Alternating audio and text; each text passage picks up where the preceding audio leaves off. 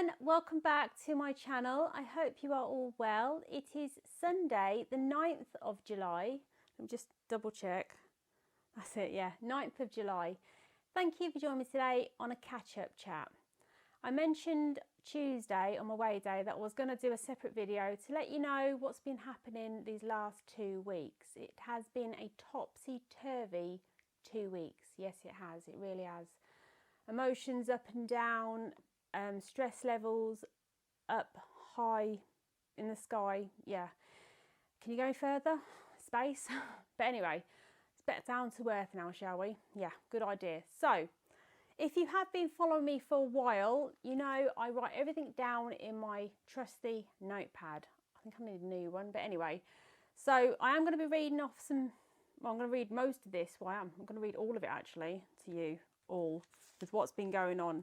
That way then I'm not going to get my words all hicklety-picklety and I'm not going to forget anything, because I get a bit of brain fog and I just want to make sure I've covered everything. That way then, you know, otherwise it's going to frustrate me, you know, everything's covered then. It's just helps me then know that I've covered everything. You know what I mean? Yeah, of course you do. Get on with it, Stephanie. Okay, right, so I'm going to get on with it.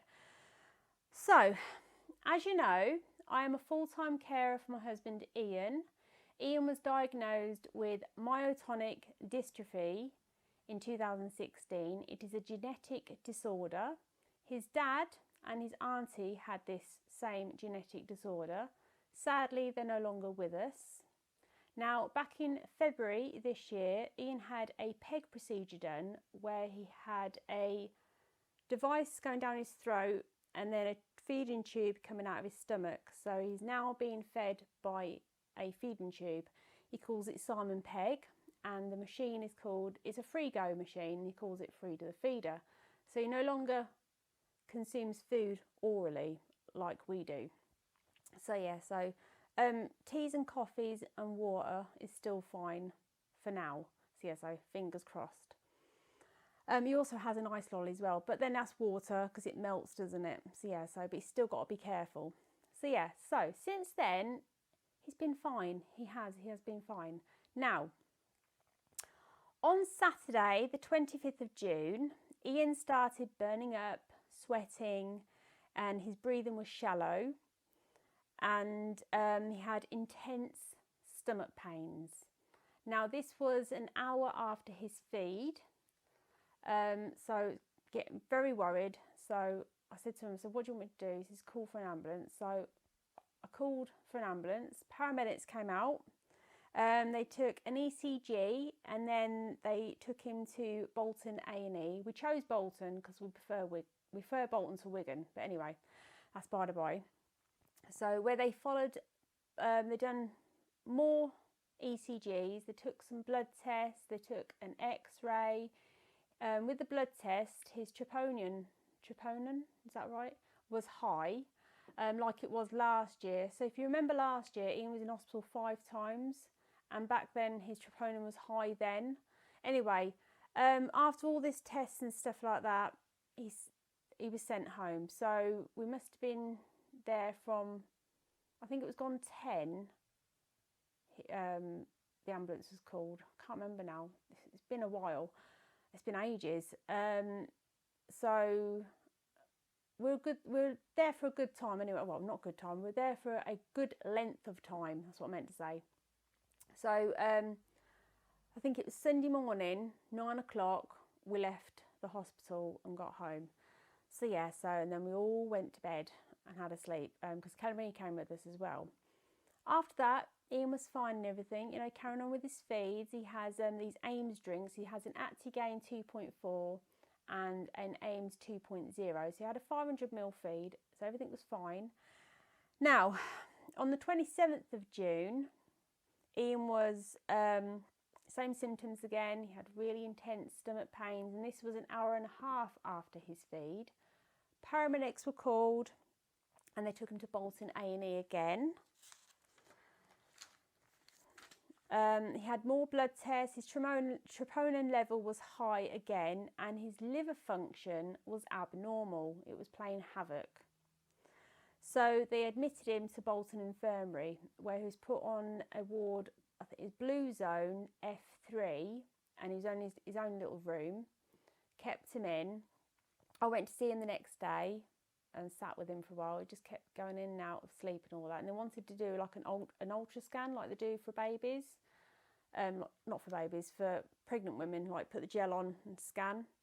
Anyway, I went to check on him the next day, but they moved him to a ward itself, a bay, on the same ward, F3. Went back down to pay for parking, because you only get half hour free and then you have to pay parking. Come back up, he's gone again. So they took him to E3 Bay 1. So anyway, I got there, found him. I said, just stop moving, you know, just stay where you are. So Ian had a CT scan last week where they found gallstones in his gallbladder. Because his liver function is being abnormal, it's playing havoc and it's building up with gallstones and going into his gallbladder. Anyway, they tried to give him an MRI. He couldn't do it. Now, with a CT scan, it's a donut. Okay, so he's okay going in there. It was only 2 minutes. But with an MRI, it's a tunnel. And Ian couldn't do it because he has to lay on his back. And I think they propped him up a little. I can't remember now. But he can't do it with an MRI because it's through a tunnel. He gets claustrophobic. So that was a no-go. Then on the 3rd of July, they wanted to do a camera procedure down his throat and have like a little fishing net to get the gallstones out. But he had to be laying down flat and on his stomach, which Ian can't do. And the doctor explained about the high risks and everything. And they said that if they were going to sedate him, there was a very, very high possibility he would not have been able, well, they wouldn't have been able to wake him up. And Ian turned around to the doctor, shook the doctor's hand and said, "Thank you for being honest with me." And Ian told me, he said he couldn't take the risk because he wasn't ready to leave his family yet. So, which is understandable, you know. No one's really ready, are they, to go, you know. So, but risky, very high risk. So, Ian was still monitored with his liver function. It was still being abnormal. They put some stockings on him to stop having blood clots, and they injected him in his stomach as well to prevent blood clots.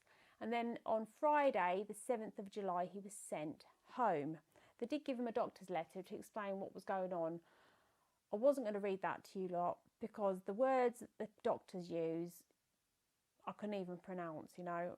Even if I broke it down, no, it's impossible. So, they sent him home, and on the 14th of July, he's going back to have another blood test. I think they're going to just carry on monitoring his liver function.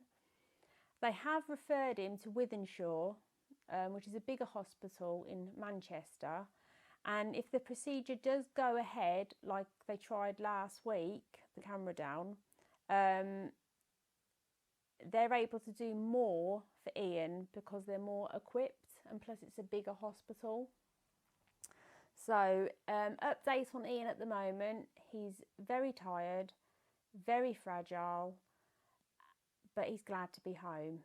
He's got massive big bruises all on his arm. Because he's very difficult to have his blood taken, they have to do it from his hands, and he's had loads of cannulas in his hand. Like he had one there, he had one there, he had one there. It's just and his stomach is all bruised as well, where they've injected, you know, this little liquid to stop him having blood clots. But he's home, you know. But like I said, he couldn't take the risk. He said he wasn't ready to leave his family. So when he told me that, I went down. I said, right, I'm just going to go and check on the parking. Went down, and that was it. I just bawled my eyes out because I'm not ready for him to go, you know, because obviously he's not ready and I'm not ready for him to go yet.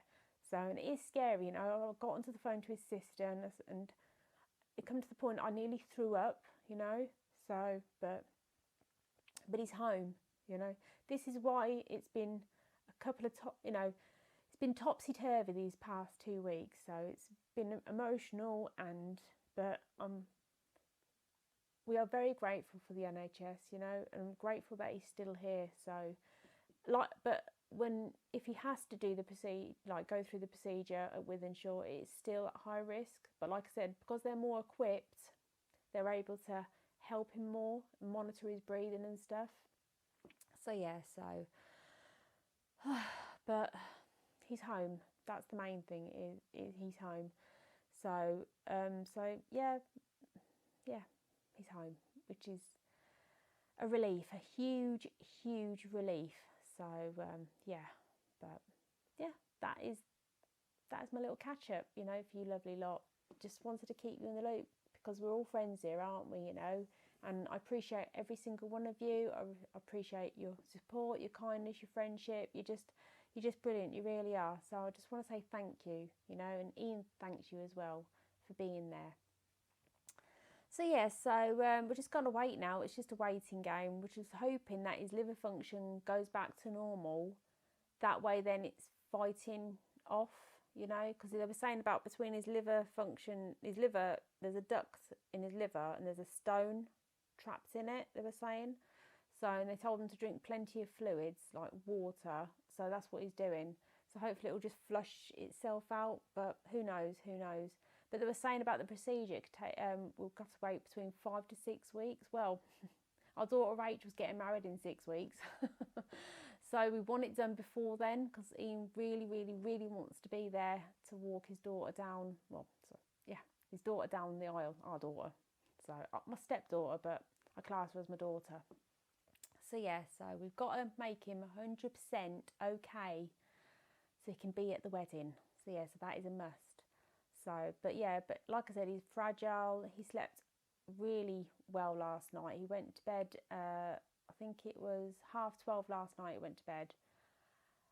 And he woke up at 20 to 12. So he must have needed that sleep, bless him, you know. So he said to me, I've missed you tucking me into bed. So, but I said, well, you're here now, you know, you're home. So yeah, so I'm so happy, I really am. We're all happy that he's home. So yeah, so best place, innit? Best place. No one wants to be stuck in hospital, do they? Anyway, so yeah, so but yeah, that's my catch-up video. So anyway, I'm going to love you and leave you, okay? I'm hoping you have, I'm hoping you've had a lovely weekend and you're having a lovely Sunday, what's left of it. What time is it now? 18 minutes past 7, so yeah. Anyway, I'm going to love you and leave you. I'll speak to you soon.